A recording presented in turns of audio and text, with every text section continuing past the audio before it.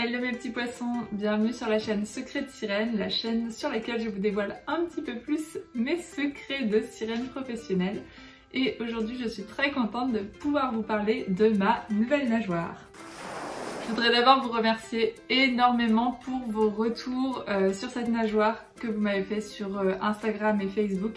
Vous l'avez énormément appréciée, d'ailleurs je vous avais un petit peu demandé à quoi elle vous faisait penser, vous avez été super nombreux à répondre à un pan. C'est donc pour cela que j'ai décidé de l'appeler la nageoire pan. En plus ça rappelle un petit peu la nageoire perroquet dans l'idée de faire des nageoires en rapport avec les oiseaux. Mais j'ai eu plusieurs inspirations pour cette nageoire. Il y en a qui l'ont deviné et franchement bravo à vous, vous êtes vraiment les meilleurs. En effet, certains d'entre vous ont acheté mon livre, d'ailleurs merci beaucoup, ça me fait trop plaisir les retours que j'ai dessus. Et vous l'avez lu attentivement parce qu'à l'intérieur de mon livre, je vous dis que ma première inspiration pour créer ma première queue de sirène, c'était la nageoire du dessin animé Marina la petite sirène. Et c'est vrai que pour mes 10 ans en tant que sirène, j'avais envie de recréer cette nageoire. Donc ma première nageoire est inspirée du dessin animé Marina la petite sirène, avec cet effet écaille, avec l'intérieur bleu foncé, l'extérieur turquoise. Après le liseré doré que j'ai fait autour des écailles, là c'est vraiment moi qui le voulais pour mettre encore plus en avant chaque écaille.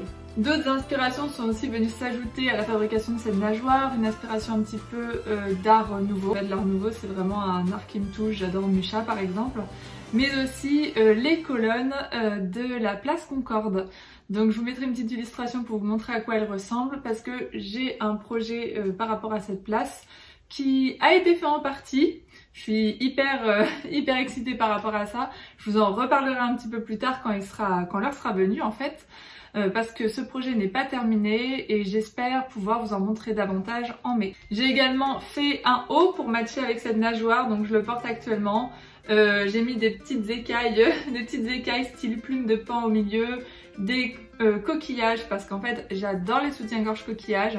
Ce sont les premiers styles de soutien-gorge que j'ai fait au départ quand j'ai commencé à faire la sirène. Et puis j'ai arrêté pour plusieurs raisons. Déjà ils se cassent plus facilement que les hauts écailles comme vous voyez ici. Et aussi la façon dont je les faisais au départ faisait qu'ils étaient super désagréables à porter. Quand j'enlevais mon haut, j'avais des marques partout. En fait les coquillages me rentraient dans la peau. Donc j'avoue j'avais un petit peu arrêté de faire ce style de haut et là j'ai eu envie de reprendre parce que je trouve que vraiment ce sont les hauts qui me correspondent le plus. Et puis je voulais pas non plus trop changer par rapport au visuel du logo que le dessinateur Johan Antoine m'a fait, dans lequel j'ai une belle nageoire bleue et or et un haut coquillage. Alors comment est-ce que j'ai fabriqué cette nageoire ? Je sais qu'il y en a certains d'entre vous qui me posent la question sans arrêt, c'est vraiment quelque chose qui revient tout le temps dans mes messages privés d'ailleurs. Ne vous offusquez pas si je ne vous réponds pas parce que c'est vrai que je reçois énormément de ce genre de demandes et je peux pas répondre à tout le monde, ça me prend un temps fou de répondre à chacun individuellement, sachant que vous avez les réponses dans la plupart de mes vidéos. Donc je vous rappelle qu'il y a 2 vidéos sur ma chaîne principale Claire la Sirène qui vous montrent un petit peu comment je fabrique une nageoire.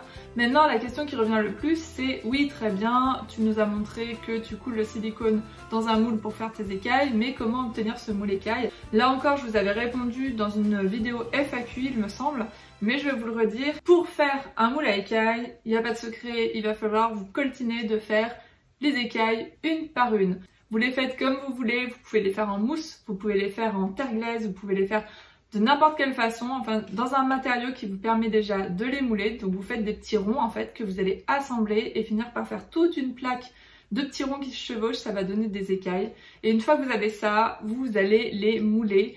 Donc vous avez plusieurs façons de le faire, vous pouvez le faire avec du plâtre, avec de la résine si je me trompe pas, avec du silicone, c'est la méthode la plus onéreuse. C'est celle que j'ai utilisée moi pour pouvoir stocker mes moules plus facilement. C'est pas la méthode la plus simple, c'est pas la méthode la moins chère, mais moi c'est celle qui me convient. Il y en a d'autres qui utilisent du plâtre, là pour le coup c'est vraiment pas cher. Après il faut avoir l'espace de stocker des moules en plâtre. La résine j'ai jamais fait donc je peux pas trop vous aiguiller là-dessus, mais je sais que ça fait des moules vraiment pas mal. Voilà, ensuite le reste c'est à vous de faire vos recherches, vraiment c'est trouvable sur internet. Je suis partie de rien pour fabriquer mes costumes, je ne suis pas du tout spécialisée dans le moulage et dans le modelage. J'ai vraiment fait en faisant des tests, en faisant des recherches. Et il y a beaucoup de sirènes et tritons qui m'ont contacté d'abord en me demandant comment faire.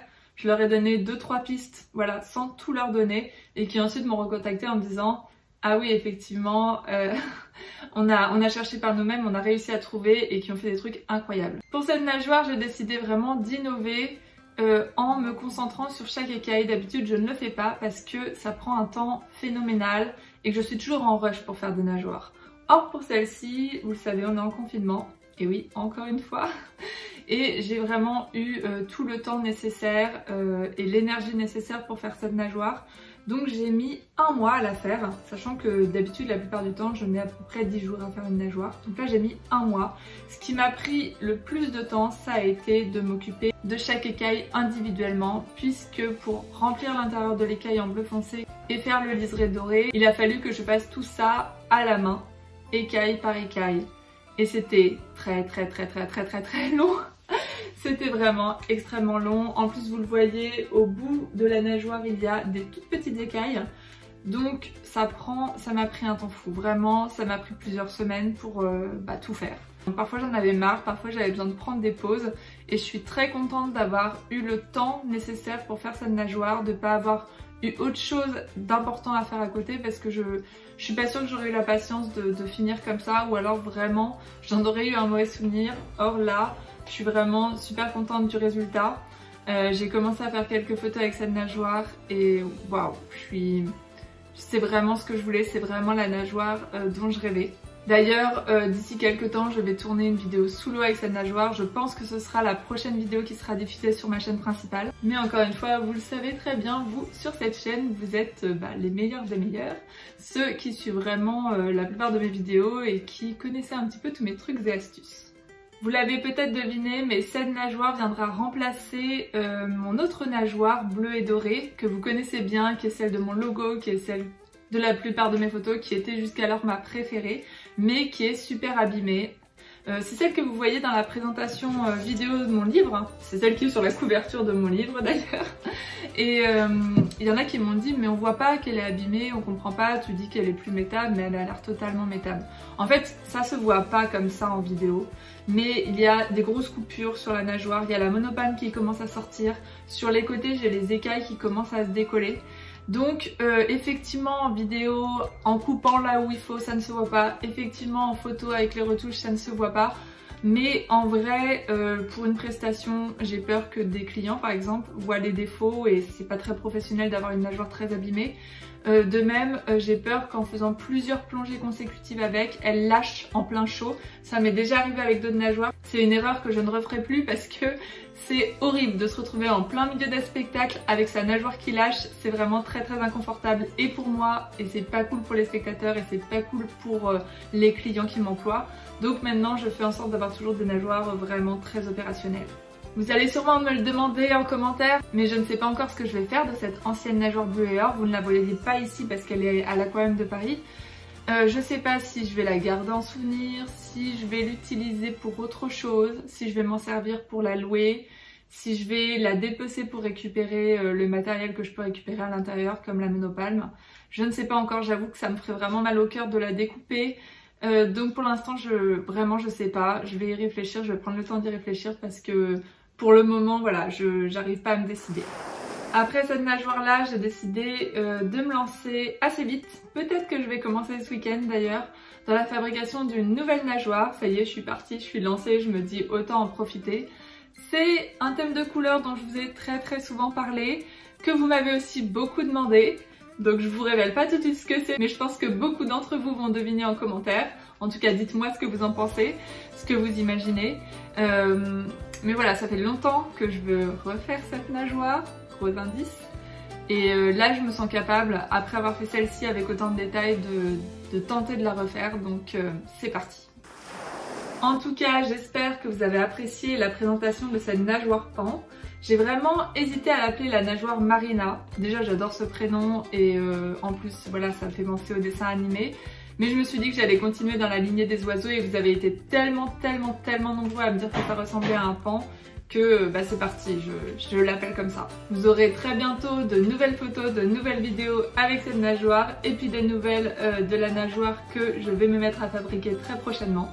J'espère que tout ça vous plaît, j'espère que vous passez un bon moment malgré cette situation, malgré le confinement, que vous arrivez à vous évader, à rêver. Je vous fais d'énormes bisous bulles mes petits poissons.